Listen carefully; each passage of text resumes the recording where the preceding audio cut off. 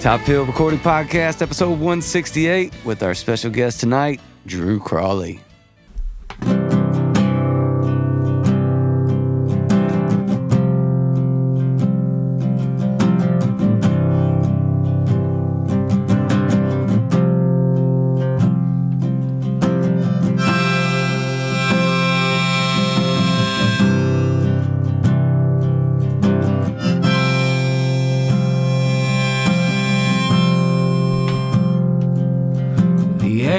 From my shoulder is MIA. I swear she was right here just yesterday. That little voice that works so hard to keep my ass in line, she quietly decided to resign. She felt like a drug dealer and sometimes my love dealer. Sometimes just someone to stay the night. Still I'm hoping I can find her out here somewhere, 'cause the devil's coming and I'm too tired to fight. You know the devil's coming and I'm too tired to fight.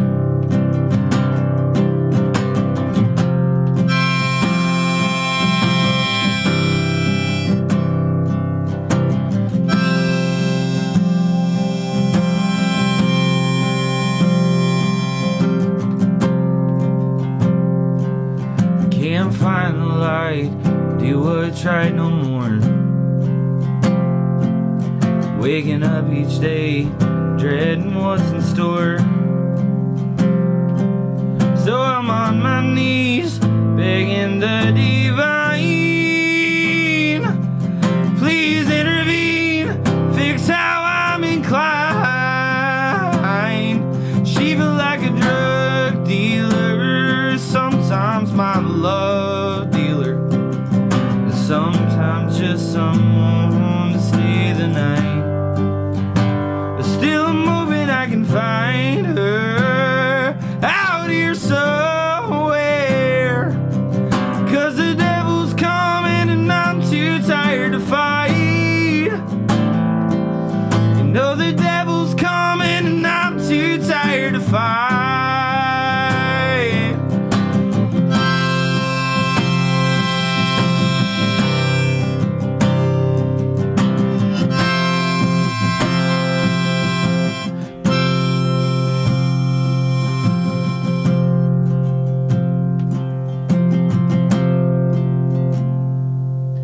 Well, the angel from my shoulder came back to town. The only problem is she don't want me around. She found someone else to whisper to and to keep in line. Now without that angel I'm in full decline. She felt like a drug dealer, sometimes my love dealer, sometimes just someone to stay the night. Still I'm hoping I can find her out here somewhere, 'cause the devil's coming and I'm too tired to fight. You know the devil's coming and I'm too tired to fight.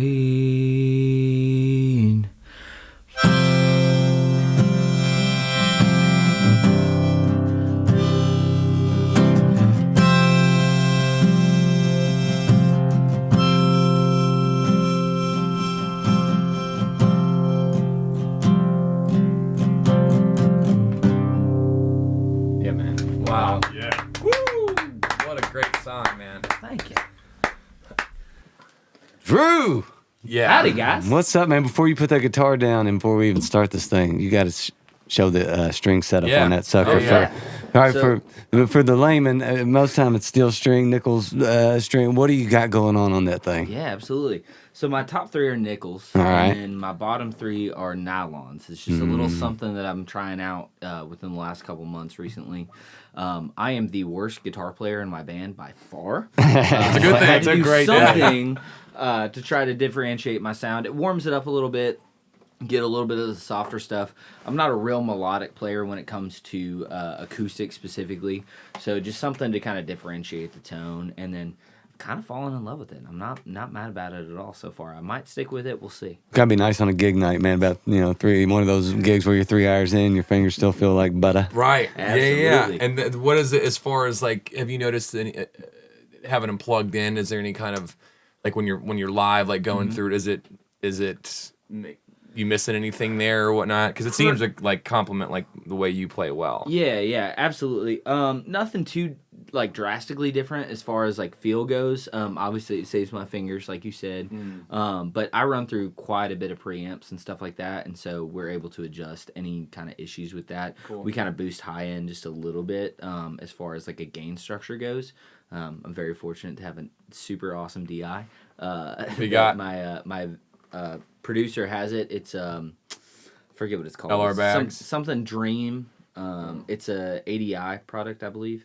But so we can boost the high end and kind of keep the attack. So if we're doing something a little bit more upbeat that I'm not playing electric on, we have the ability to kind of blend it all in, and it sounds pretty all right to me. I'm assuming same gauge. Yes. Okay. Same gauge. Yep. All right, So man. I started it, just kind of buying 2 sets of strings, and then I found out that D'Addario makes a setup called the Folk something. And I forget The what folk the something. exact folk something. Go folk get something. folked. You can buy it from their store. It's Folk like, and strings. it's like Folk 11 and change or something like that. But yeah. So that's what I'm buying now. Cool. Right on, man. Right Yeah. on. Well, cool. That's a cool setup. I just say Thanks so much. you never see it, so it's interesting. Yeah. Very, very cool. All right, you can throw that thing down now, man, Awesome. and get comfortable. I just had to bring attention to it because you can really, especially with the Martin, feel the warmth in that thing that maybe you wouldn't get normally on that style of a Martin guitar. Absolutely. Yeah. Sounds cool. Yeah, definitely adds an interesting thing to it. Grab your microphone. Oh yeah, dude. I'm getting used to it. I'm telling learning. You what. Do I need to You pull saved through the this? day. No, Dude, yeah, yeah, that's you just saved us. yeah.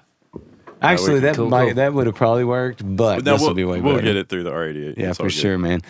All right, Drew. So the first question we always ask is, for you to kind of take us back to childhood and tell us about, growing up, what you were hearing, and when you knew that music was going to be a huge part of your life and something that you were going to be doing. Yeah, absolutely. So this is going to be a long answer to a short question. I'll just tell I you love that long up front. answers, man. So, Takes pressure off me and Dusty on this side. Good deal. Take it away. So I am the oldest of 6 children. That's a lot. I grew up on a ranch in Oklahoma type thing. Family involved in farming and things like that. My parents weren't involved in it, but the family was extendedly. So my mother was a music major in college and was very passionate about having all of us start music from an early age. So I think I started piano lessons when I was like 4. No maybe kidding. 5. All right. And we all played, classical piano until we were old enough to quit.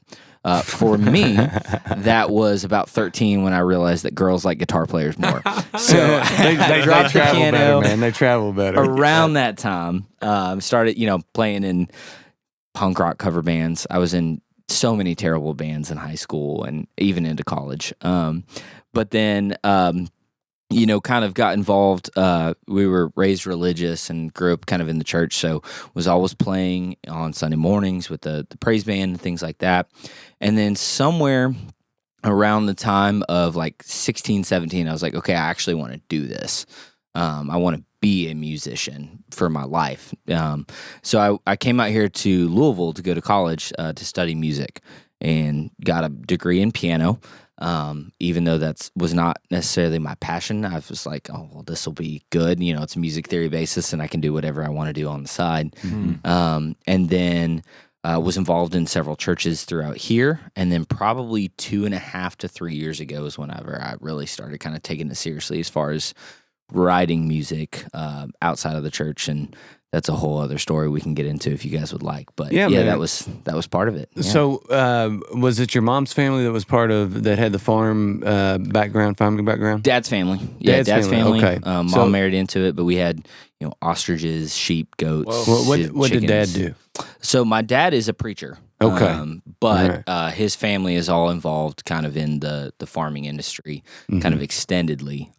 Mostly not even like dairy or cattle farming or anything like that, but just renting animals to FFA and 4-H kids. Okay, cool. So that's kind of what they did. They would, buy a bunch of livestock. We rent it out to families, and kids would keep them for a semester or a year or something like that. And then if they show that animal, feed it correctly, groom it correctly, all that kind of stuff, they could win a whole lot of money on scholarships. Oh, sweet. So that was kind of how we did it, and they would pay the farm a fee and all that kind of stuff. Right on. So, was your mom from the same area as your dad? Like that?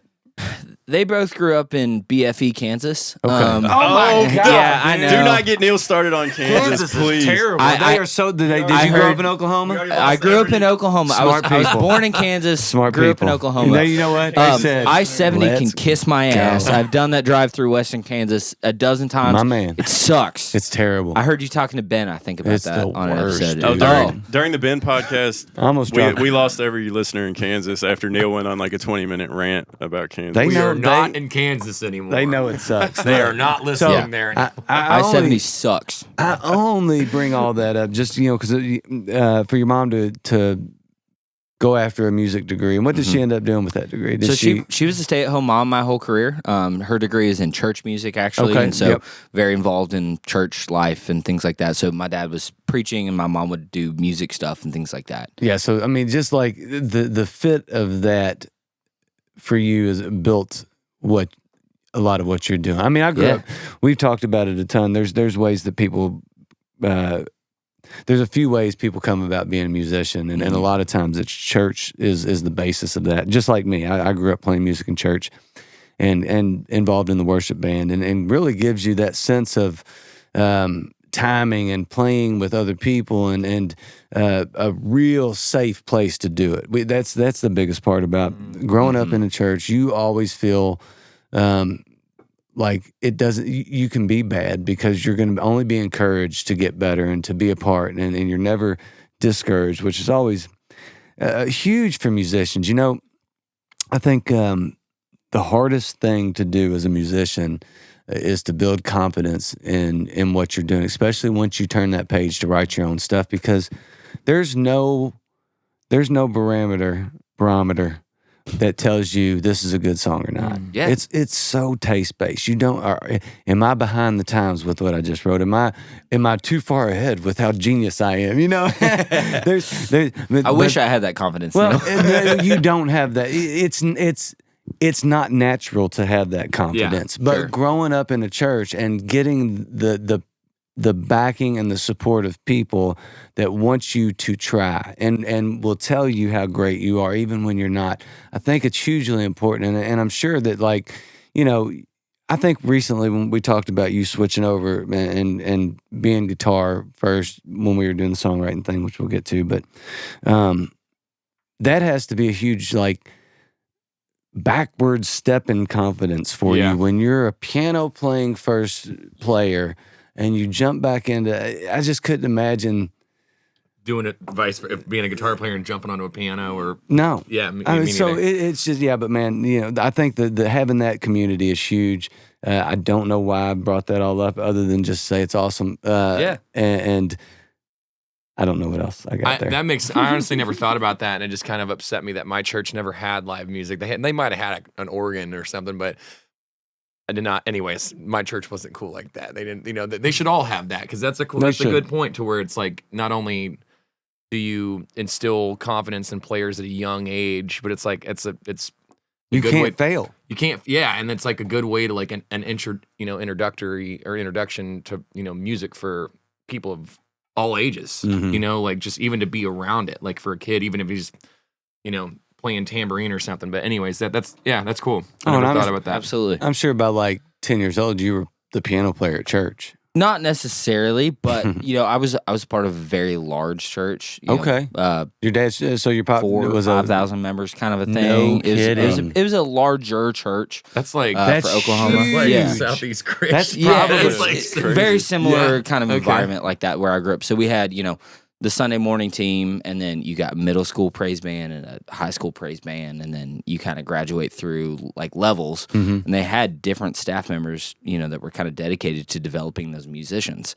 So I don't have a ton of nice things to say about the church necessarily as a human being, but I will say like that was an incredible experience. Excuse me, to have those folks kind of pushing and developing as time went on, and then there was always maybe Mother's Day, which we just recently celebrated. The middle school band plays, or Youth Sunday, the high school band plays. So I had lots of opportunities to kind of be involved in the total life of the church beyond just Wednesday night youth group, jams and things. Yeah. So that reminds me of that's exactly how it was with us. Middle school, I started playing and tinkering, and they had a group for that age group. And once you got in that, you can kind of graduate to the Sunday service if you had the chops for it or whatever. But man, I do think that base is important for just kind of a quick sidebar. Phil Miller, who was my youth minister growing up, I remember him singing many tunes to this day. Like, I Like to Eat Apples and Bananas, which is not even a church song, but I'll never forget him being in front and kind of being like a spark that music was fun. Yeah. And this was before I ever played an instrument or any of that. And, he just kind of, to speak of Phil, man, he just got he's got some stuff going on, and he's an amazing dude. So, thinking about him. Cheers to Phil. Absolutely. Love that guy. But yeah, man, just sparking it's cool to think that's kind of has sparked that interest in you. So what was it with you other than, was it really like girls was the switch to guitar, or was there, after 9 years of piano, were you just ready to do something else? Sure. Yeah, I think that was definitely a part of it. Obviously, in high school, you want to be cool, you want to be accepted, all that kind of stuff. And that was kind of my way. I wasn't a great athlete, played sports and things like that. Wasn't a great student. So music was kind of my thing where I was like, okay, I can be better than other people at this. I wasn't, but in my mind, I was. Yeah. That kind of a thing. And so, yeah, that was a big reason for kind of the switch to guitar, just trying to kind of carve my own lane. And then as far as like the writing goes, that kind of came in the last few years. Just kind of had a drastic change in my life about 4 years ago, something like that. Is this something you can talk about? Yeah, All right, absolutely. so what was it? What was the switch? So I was working as a worship leader in a church for a church here in town, and was in the middle of a pretty gnarly personal life situation. Ended up getting divorced. That was horribly messy, and getting clean. That was a part of that for me as well. So I was a cocaine addict for several years in the midst of working in the church, and even some after. And then lots of pill abuse and things like that, oxys and so on and so forth. And so a little over 2.5 years ago, I got clean. After Congratulations, kind of man. settled. Congrats, Yeah, thank man. you. Huge. Thank you so much. I know that's part of some of y'all's stories Absolutely, as well. man. And so it was really a thing where I kind of laid down music for a long time because it had this association with who I was before Yeah. and who I was after. Kept you tied to it. Exactly. Yeah. And when you grow up in the church, and I mean this with the utmost respect for people that are in it, but you have this mentality, I think, where music is for God, music is for other people. And so I really struggled for a long time with like, well, what do I do with this thing that I'm insanely passionate about, but it has all this baggage for me? So I would sit down at the piano, and like the only thing I knew how to play was like hymns and worship songs. And I was like, oh, damn, like this hurts. Like it hurt my heart to sit down and have this thing that I loved and I missed, but it had all these connotations and all this baggage. A lot of weight. Yeah. And so I really put it down for like a long time, probably close to a year. And then, guitar was like the thing that I didn't do as far as church goes. for the most part, and that was kind of like a bridge back into it for me. So when I decided to pick it back up and like try to write through some of the stuff, I was in therapy at the time, still am. Go therapy. Shout out It's therapy. huge, man. Therapy's awesome. But you know, my Shout out therapist was like, therapy. "Hey, you've left this part of yourself," you know. And it was good for a season, and it was correct for a season, most definitely. But I was putting parts of me behind that I didn't need to. There was definitely parts of me that I needed to put behind. Some of the, you know, desperation for love, some of the addiction tendencies, some of the friends, all that kind of stuff. That all needed to be left, but music needed to come forward with me. Yeah. If that makes sense. And Yeah, so man. he really encouraged me to kind of take some of the things I've been journaling as far as like gratitude journals and like processing and all that kind of stuff. And he's like, you just need to take some of this stuff and put it with your guitar because you're writing it anyway.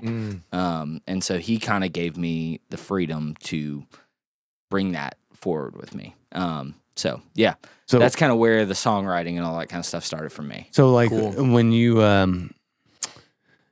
stepping away from the piano and really kind of exploring the songwriting things as that therapeutic venture, do you think you're at the point now where you can sit back on that bench and sit in front of the keys and not be drawn back into the negative? Because, you know, I could imagine that can still be a possibility, Triggers. a trigger, Yeah. but have you grown enough as a person, more or less a musician, to where you can sit there without the anxiety? Or do you think that's something, if you do, you're going to have to deal with that process before you Sure. can? Yeah, man. I mean, it depends on the day, just to give you an honest answer. The majority of my songwriting happens at the piano, Okay. which is why I'm a little bit slower than I would like to be with writing new songs. Sometimes I sit there and it's great, it flows, and I have an idea, and it's just all good. Other days I sit down there and it's literally, I mean, not to over dramatize it, but there's like panic at like things that go into that, you know, kind of anxiety and things like that. So I have grown as a person where the piano's back in my life. I just actually moved a piano back into my home, Awesome. you know, within the Yeah, last few serious. months and things like that. And it's great. But it definitely still has connotations. So if I notice that is like a struggle, that's something immediately where I'll go talk to my fiance, maybe call a therapist, maybe start doing some work on that, where it's like, if this is showing back up for me, I can tell that there's something that's not quite healthy. And there's usually other kind of signs. You know, maybe I drank a little too much the weekend before, or, you know, I ran into somebody from my previous life or things like that. So usually the sitting at the piano is not the first step in noticing that, like, I'm not coping so well. Okay. Yeah. So- Does that make sense? Yes. Yeah, So, you know, you said something that's interesting. So is there a separation? All right. Is there a separation from not only the piano, but the life, the people?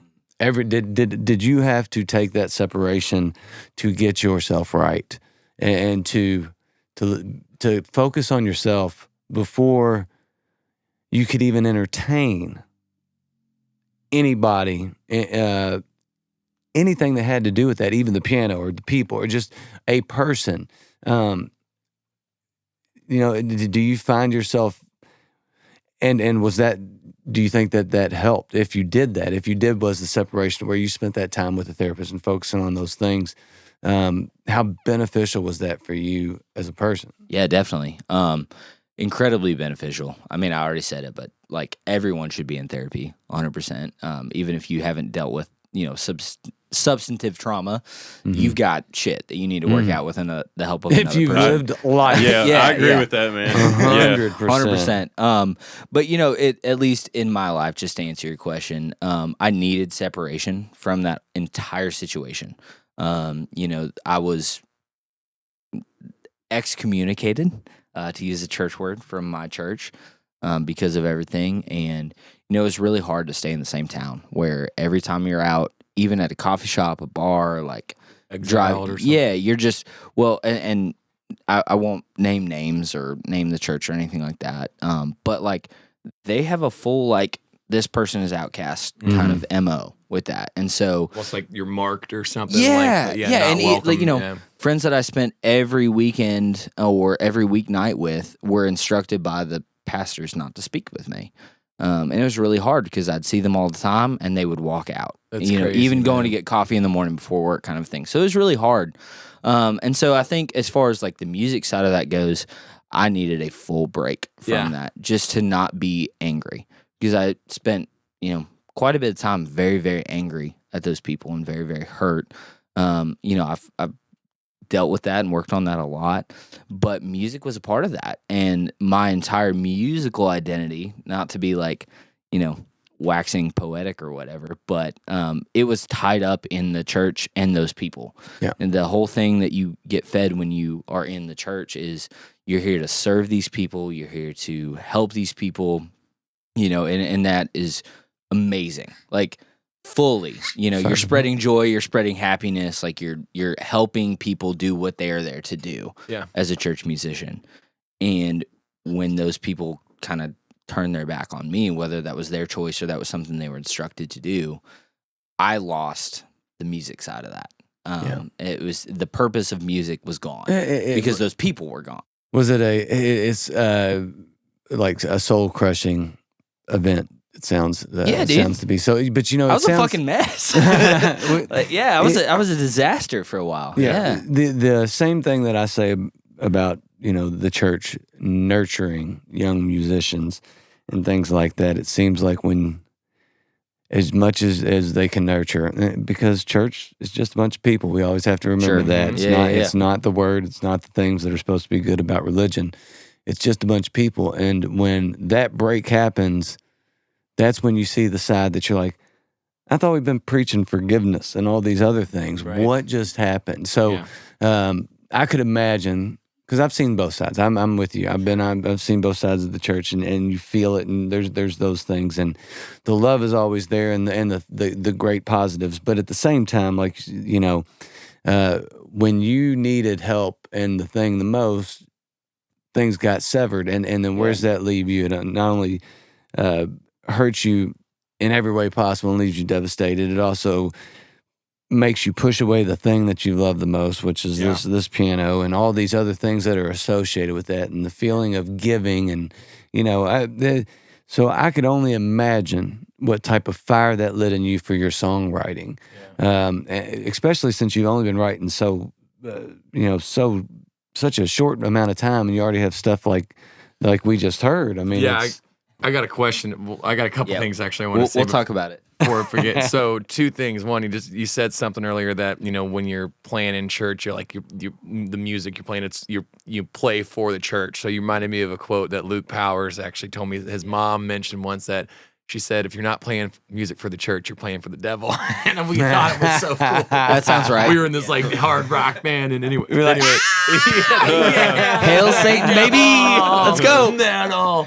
So that, and then, dude, the song. What's the name of the song you played? Yeah, it's called Angel. Angel. And I'm happy to dive into the story behind that at some point if you like. But first line grabbed it's very rare for me to listen, and I will say too, I'm more of a melody, audible, like listening, like sonic kind of listening person, opposed to lyrically, like first, like I'm more like what it sounds like, how it makes you feel without even the message. But that line immediately grabbed me, like, and it's very rare for that to happen. I think with probably a lot of people, for the first line of a song, like at least it spoke to me very well. That Angel on My Shoulders went MIA today. Is that what it is? Yeah. Man, and it's just, I know what that, I think we all kind of know what that's like, but that one. Yeah, talk me out of it.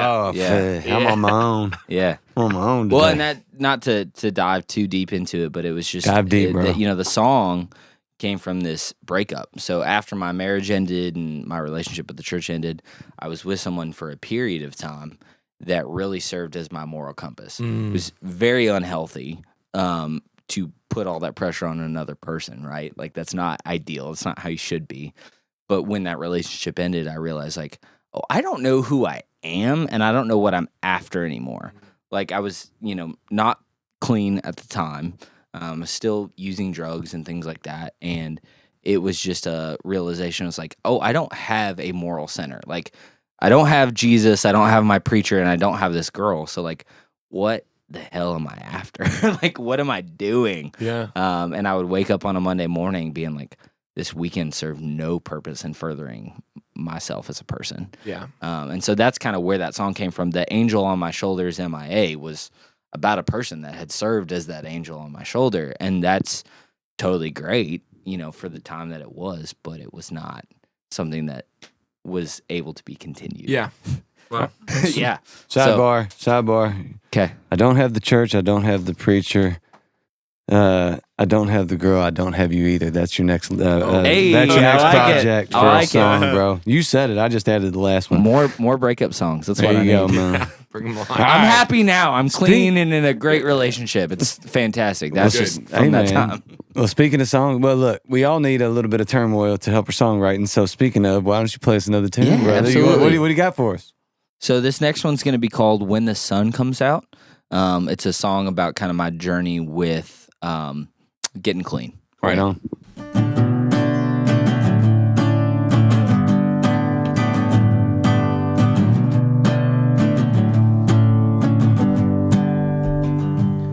Well, I'm lost, alone, and running, craving love and maybe more. I've walked these streets 10,000 times, still end up at her door. Around 3 a.m. I'll get my fix, I'm still empty, so I'll quit.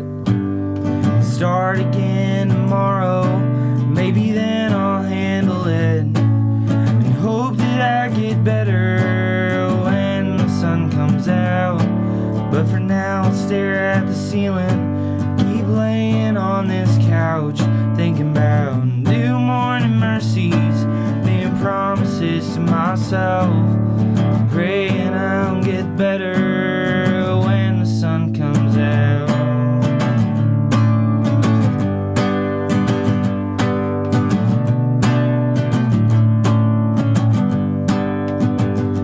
Well, I faked it through another day, smiled and laughed and tried to fight that urge. I know I'll lose another empty bottle tonight. 'Cause I've tried the girl and I've tried the weed, I've even seen a shrink.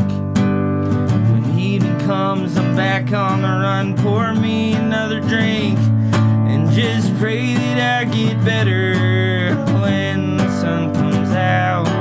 But tonight I'll stare at the ceiling and keep lying to myself, thinking about new morning mercies, new promises for my health.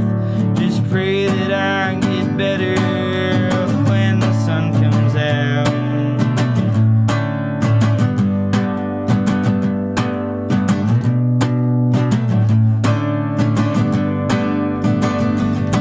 Well, I try to look in the mirror and be proud of the man I see. I'm standing tall, accepting love, no more running, just free.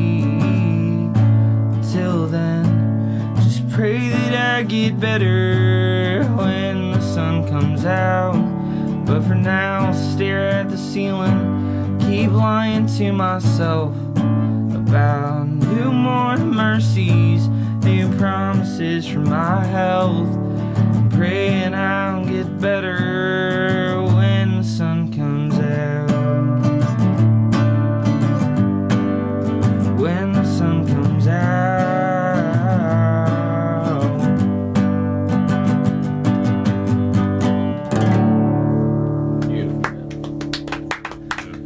Wow.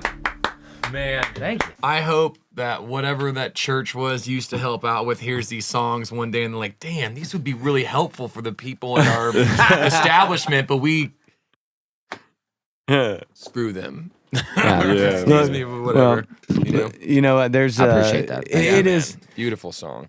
It is easy to hate, man. It is easy to get the negatives out of those things. Sure. I will say, like, there's a church here in town, Fairdale, where I used to go, that does on Fridays. They have a recovery program for people that are either in the program or trying or struggling. I cannot remember what it's called to save my life, but it's become it's become like 100 members deep every Yeah, Friday because they, Good on 'em. yeah, man. So as much as there is that gap, and I think a lot of times it's that gap in between discovery. There's the sin. It's the don't hate the sinner, hate the sin type of mentality. When a lot of times that doesn't translate, right? The right. attitude is right and the sentiment is right, but it just doesn't play out like that. Right. So maybe sometimes that separation and going through those things and will lead back to them, bringing people back into the fold. But there's definitely a gap, there's something Yeah, missing absolutely, sometimes. absolutely. And there's been a ton of amazing examples in my life. My folks and I are very close because, not to put too fine a point on it, but they actually behave like Jesus, right? Mhm. Not to do the preaching thing, but like there's a disconnect between the person that Jesus was, at least is how we know. Talking about white Jesus? Yeah. Blonde hair, blue eyes, beautiful Jesus. But like all that kind of stuff. And what gets experienced by the church and a lot of folks. And so, I know we'll talk about the music and all that kind of stuff, but there is a lot of people that mean it. Mhm. And that's kind of been what's kept me from being a bitter, Of course. For sure. asshole. Yeah, man. Put my middle finger out every time I pass the church or whatever the case may be. Yeah, dude. That's Excuse it. me. To have that good stuff. example from your parents is nice because I think it's important to who you are. Who are you? At the end of the day, who are you? Or can people look at you as like an example of being a good person? Can they see you as, it doesn't matter if you go to church or not. I don't give a shit about church. I don't care if you go to church. I don't care what you believe in. I don't care who you think is God. I don't care if you have a ton of gods. I don't care. That does not concern me. How do you treat people? Yeah. Mhm. What type of person are you? When nobody's around, do you make the right decisions? I mean, none of us ever do.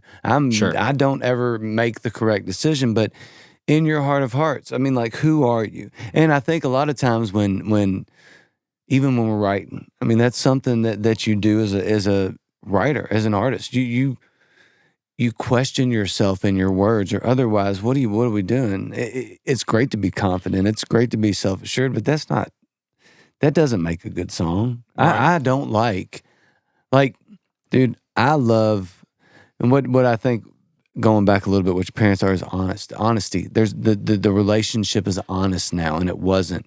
That honesty creates that. But what I do hate with music is that, like, I love hip hop, but I hate hip hop that is hip hop about how great I am. Right. Here's how good I am. I'm gonna tell the you why best. I'm better than you. Yeah, no, you're Which not. is a common thing. Yeah. Yeah, so it's like the honesty and the humbleness and those things, I think, create that connection between, that gap between maybe what we're trying to fill when there is that separation between church and state, church and self, church and so many different things that maybe that, I don't know. No, I'm with you. Yeah, I hear you, man. I'm totally agree with you. Yeah. I had a lot of sentences with, I don't even know what I'm talking about. All good. Yeah. Yeah, I think we talked about that before. Songwriting can be a form of therapy, and a lot of times you become vulnerable. Through writing music. So I think it's awesome that you've gone to therapy and kind of end up using music as that outlet. We talked about that on this podcast before about music helping with mental health, and I have to tell a story real quick about how I met Drew. So we were playing open mic night at Off the Rails, and so we know the guys there, Kenny, Jewel, the owner, and our friend Lenny that's there, and Gene. So they were like, "You guys want to do an original?" So Drew's like, "Okay." I think Drew went first and did an original, and I was like, Lenny's like, "What's the name of this song?" And he was like, "Germantown," and I was like, "Wait, what? Really?" And he was like, We "Yeah, had this the song same is called song. German." I was like, "Dude, the song I'm getting ready to play is called Back in Germantown." And so we bonded Trip. instantly. It was funny. He played his Germantown song. I played Back in Germantown. And then we talked afterwards, and they were both about like kind of bad divorces and moving on. And so we bonded immediately that night because we talked for a while after that. But it was so ironic, but so funny. on. And I was like, "That is awesome, man. That is Well, crazy." We were That's fast friends. That's yeah, cool, dude, man. yeah. Well, and the therapy that you get when you write that song, when you write those songs that are painful and that you need to get something out. I mean, you're bonding over not only the title but the sentiment and all the other things that come along with it, and you instantly feel the pain of the other person. You know, you mentioned the word perfect vulnerability. If you don't allow yourself to be vulnerable in your songwriting, which I'm guilty of a lot of times, you know, it's too at the surface. If you don't allow yourself to be as specific and vulnerable as some of those things that you have referred to in your first couple songs, and Brent on Germantown, and you know, those are the things that I think draw people in, because everybody's been hurt, man. Everybody's Absolutely. felt that despair, especially when you're talking about the transition that you're going through and or went through in a couple, you know, however long it goes, and that couple years, I'm sure as great as it was to get songs out, it changed. Like you said, it changed. You changed. It changed. You had a moment, and I'm sure those songs were part of that. Right. Yeah. Well, those things really sucked at the time. I mean, I know most of us in the room have written songs about different hurtful things that we've been through. And this may or may not be y'all's experience, and so forgive me if not, but it was almost something about getting it on the page and getting it out of my throat and getting it in my hands. It was like, okay, the hurts might still be there, but it's not just up here anymore. Yeah. It's not just in my head. It's not just in my chest. This is the processing of it, if that makes any sense. For And sure. so I'm Bingo. nowhere near the caliber of songwriters that these guys are, but you know, people like John Prine, Rustin Kelly, Jason Isbell inspired a lot of that for me as far as mental health and connecting the most painful experiences of your life to art. Mm-hmm. And it's weird calling stuff that you do art. It but, is, man. you It was know, a blank piece of paper it is before what you it did is. anything But with it. just homie. like, oh, let's actually do this. Mhm. And so the songs that I connect with the most are real human experiences. You know, Dusty, you and I have talked, you know, previously about that. You know, Neil, I've heard some of the stuff that you've written as well. It's like, well, that's real. Whether or not this ever gets radio play, it made me feel seen, made me feel understood, made me feel like I wasn't the only person dealing with some of the shit. And that's what I want to write about. Yeah. And because that's what's been given to me, that's what I want to give other folks. So, Yeah. You know, you like you mentioned Isbell, and think like Cover Me Up it's him transitioning to getting clean, and every time he sings that second verse, it's the loudest that it gets. I mean, I've got chills right now thinking about it. Thinking about how, you know, it was all about figuring out if love was better than the alcohol. And then you know, he's got that HBO documentary that Lee's raving about now that I've seen a little bit of, and it's amazing. It's, you know, it's this, but you can still see in him that struggle. There is a struggle in him every time that he puts pen to paper, because it's such an emotional experience. And to be able to create that is art. And I think that you have that ability, and that you just showing in that process of you dealing with pain, and you're creating art with these words, and to be able to see it and visualize it as a spectator and as somebody that takes that in, man, you're on the right path, you know? And it's, when you have a song, I wrote this down here. When you have a song, you're scared to sing because it's too real. And I think that you've probably had that before. I think that anybody it's that one. It's When the Sun Comes Out. Yeah. It's like, I'm terrified to let people know that this is in me, because it ain't coming from imagination. This is an experience. This is what I'm dealing with. And the you know, kudos to you for allowing yourself to be that raw and that much at the surface, to be able to write like that and to be able to convey that, because I think people need to hear that, and people feel. Agreed. There's it's called May It Last. It's a documentary on the Avett brothers. Yeah. I don't know. I don't know either. It's great. It covers this whole record they do with Rick Rubin, and Rick Rubin talks about what he thinks is the key to, like, the first thing that makes a great songwriter is vulnerability, like completely okay with telling the 100% bare truth, like just put it out there.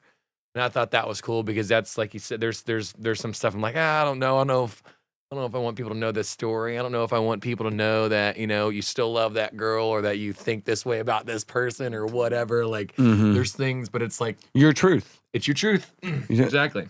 And it's, when it's too real, man, it's, yeah. But when you break that barrier and you allow yourself to go ahead and not only put it on paper, but to record it and to release it and to share it. That's I'm a ton of people that do this for a living, I'm sure, have a ton of songs they would never release because of that right there. But I think you lose out.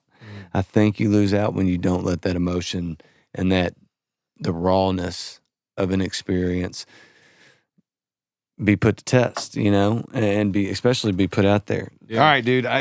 This is the last last day. Brad questions. I'm sorry. This is the last day before Brad comes back, and we're super excited. But before we get to this, man, I texted you yesterday. Thank you. Yeah. You're the man. I love you for being here. It's been amazing to have you in the studio. Yeah, man. Shout out Dusty Bo. Yeah, dude. Man, it's just a joy to have you around. So thank you for stepping up and stepping in. You guys wanted me to do this, and everybody hear my dumbass voice in this microphone. All right. What's something non-musical about you that people should know? Well, we've talked about a lot of non-musical things. Let's see. I am horrible at disc golf, but I would play it all the time. That was unexpected. I don't know, man. I fucking love disc golf. I'm just terrible at it. All the other like personal stuff, I'm a mess. I'm traumatized. I'm in therapy. Like that's like more real, but non-musical. You're like a bourbon connoisseur, though. I tend to be. It's an interesting relationship. Obviously, as someone that need this camera real quick. Because he hooked it up. Go on 3. Granddad 114, appreciate you, Yeah, Drew. absolutely. The carpet loves you too. Happy to share. We poured some out for our homies. That's a weird one. Obviously, as someone that's like abused substances and self-medicated for a long time. Most of my drinking now is social, but I had the fortunate circumstances to work at one of the premier bourbon retailers here in town. Get several certifications in bourbon and spirits and things like that, and then work for Brown-Forman for a couple of years, and I love that. And so bourbon's been a really cool part of my life, mostly social, and the people that you meet are the people that are just incredible. There's a lot of like-minded folks in bourbon. It's a community. It seems like there's a whole thing with it. Yeah, you appreciate the finer things. So it connects with food, it connects with music, it connects with cigars, all things that I love. And so bourbon for me has been honestly kind of a little bit of a lifesaver. I have to keep my relationship with it in check. Obviously, as someone that's an addict. But when you start snorting it, it's going to be an issue. That's going to be an issue. Yes, I'm a bourbon geek and a nerd and all that kind of stuff, but the people that I've met through that are the things that really matter to me. For sure. Got to keep the barometer in check on all that. For sure, but it's we all been got you in a great check now, benefit man. for me. We're all going to keep you in check. Yeah. Okay, so this second question, I need to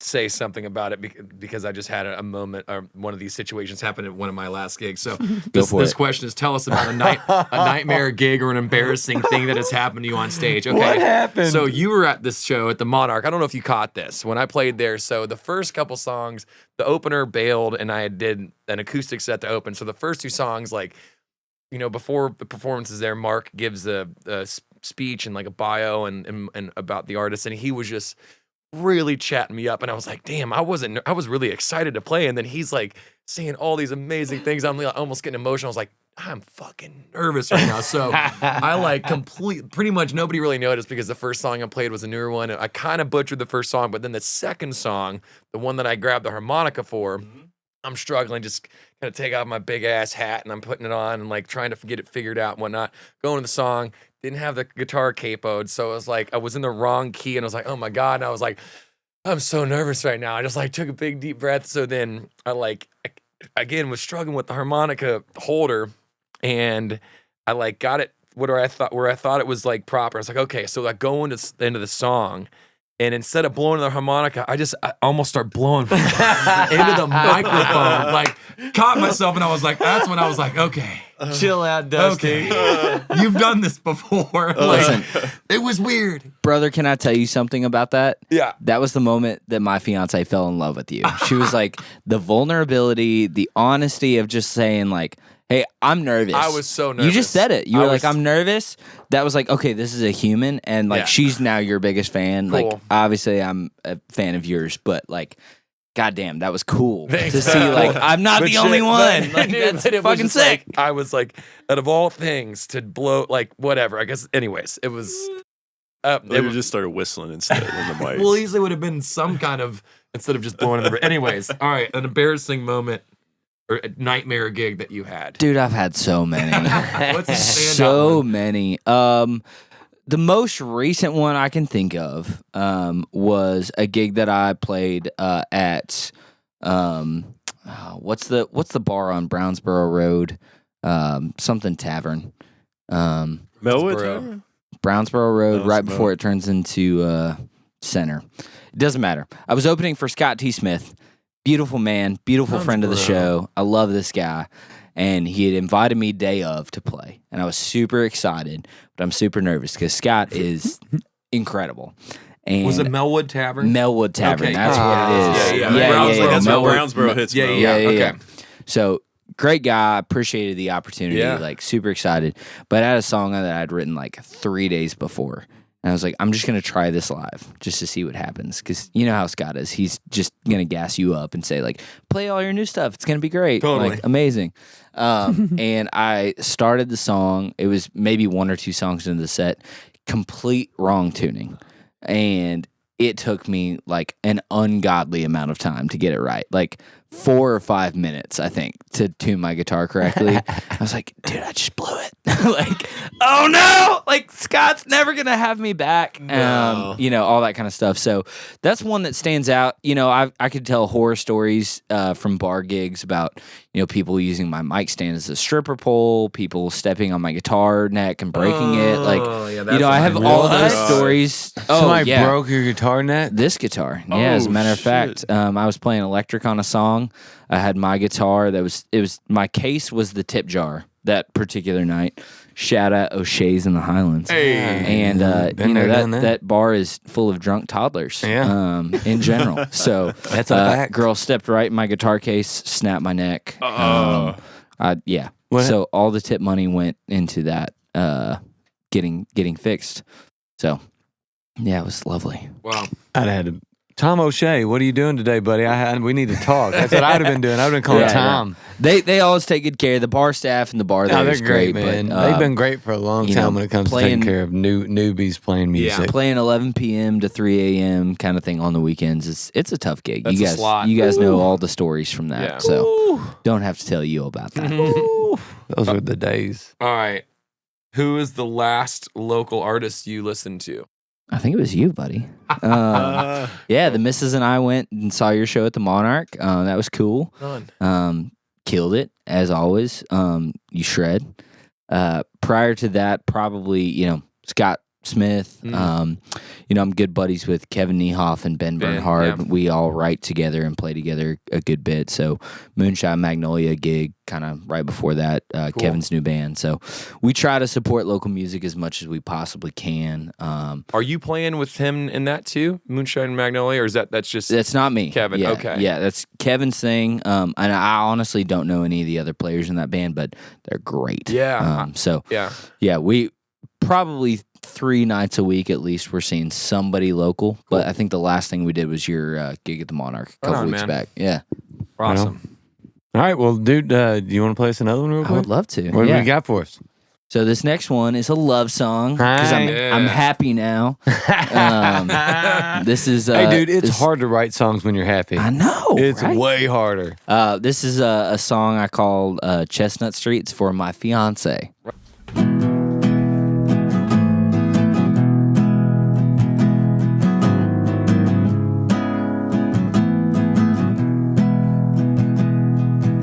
Call 911, come check my heart.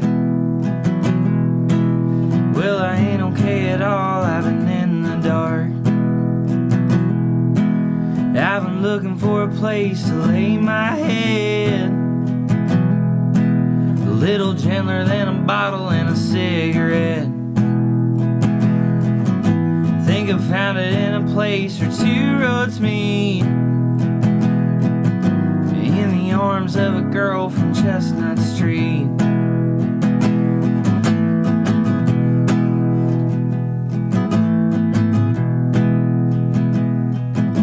Well, my eyes get heavy and my back gets sore. Well, they say it's all fair in love and war. Up and down the mountain and back again. Well, I'd do it all forever if she'll hold my hand. All this time we both spent looking, learning right, but doing wrong. Not one dime a day was wasted, growing into the people who could love this strong. Call 911, can this be right? I ain't gotta run no more, she'll stay the night. Rainy days and Sundays out home my little, out or night of sleeping, darling, it's your call. Snow my leaving boots, they're obsolete. Ever since I met the girl from Chestnut Street. All this time we both spent looking, learning right and doing wrong. Not one dime a day was wasted, growing into the people who could love this strong.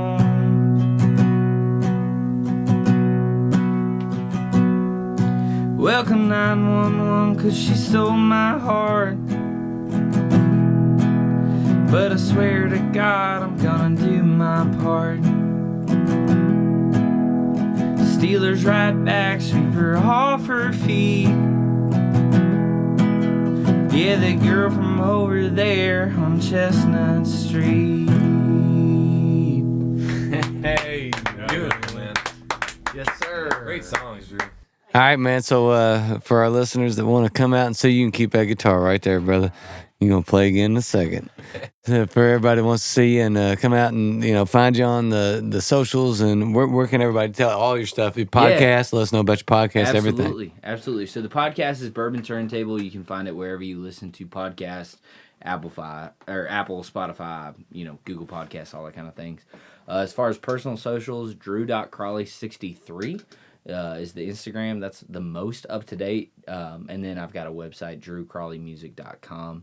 We try to keep that up to date, but I am not the technological savvy person in my house, so my fiance deals with that, and sometimes we don't get it all caught. So check the Instagram for the most up to date shows and things like that. Yeah. Right on. And then we've got a record out. It's on Spotify, Apple, wherever you find it. It's called Tower Songs. And then a new record coming out in November. Hey! Be on the lookout. Full-length record this time. So very, very excited. I work with a very talented producer and engineer out of Nashville. His name's Lorenzo Venturella. Lorenzo, we've heard old Lorenzo in here. Yeah, right on. Probably talked to Kevin and Ben about him. Mm-hmm. So he's my friend first. I would claim that and turn those guys onto it. But, take that, Ben and Kevin. Yeah. Second, we call them second and third. That's what we call them. We're all three like sad white guys with acoustic guitars. It's basically interchangeable. But, so very excited to have that out, and a lot of good live stuff coming out this summer. So right on, cool, man. Looking forward to it, brother. What you got for us on this last one? All right, so this last one is called Self-Reliance, and it's a tune that I wrote after reading a Emerson poem by the same name, Self-Reliance. It was something that I really struggled with, kind of in the theme of Angel and the theme of the religious stuff that we've talked about already, of really struggling to find my own identity of what I wanted to be after in this life, what kind of north and south parallel lines are, like, where am I headed? And so this song was kind of an effort to deal with some of that, and that poem was really helpful for me, so this is based on that. All right, man. Awesome.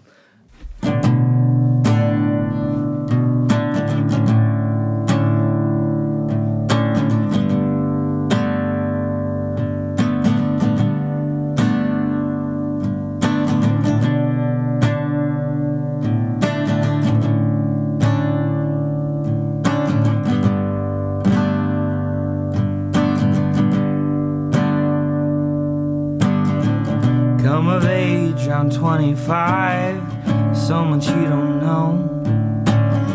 Spent some years killing time, trying not to be alone.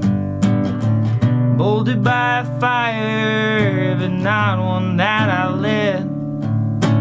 You don't know what you don't know. I know I don't know shit.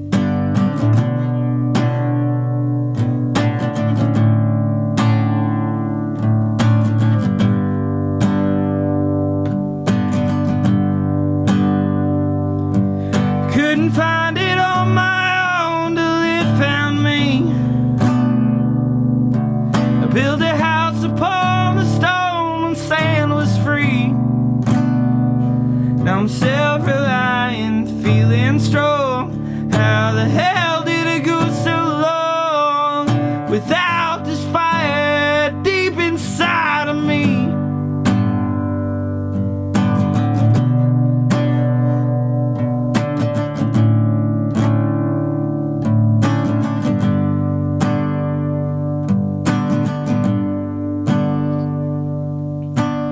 Voices that say I always answer to someone else scared me into thinking I couldn't trust myself.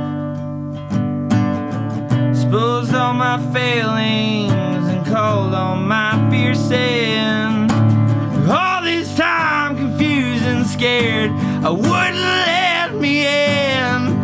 Couldn't find it on my own till it found me. Build a house upon the stone when sand was free. I'm self-reliant, feeling strong. How the hell did it go so long without this fire deep inside of me?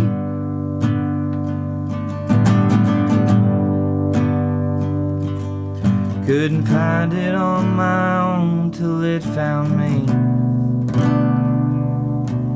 Build a house upon the stone, sand was free. I'm self-reliant, feeling strong. How the hell did I go so long without this fire deep inside of me?